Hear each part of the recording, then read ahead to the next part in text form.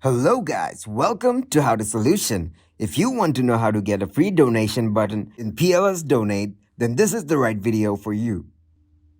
First, open your browser and go to roblox.com. If you get this message, then tap on Continue in Browser. Once you're in, tap on the three dots on the top right and select Desktop Site.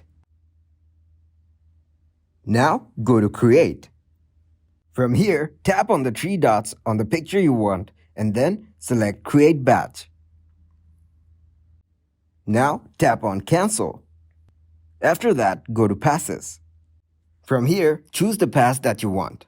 I'm using an existing pass. If you want, you can create a new one. And then, go to Menu on the top left. Now, go to Sales.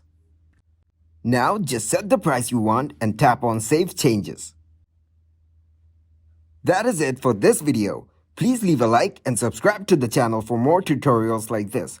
Thanks for watching. Goodbye.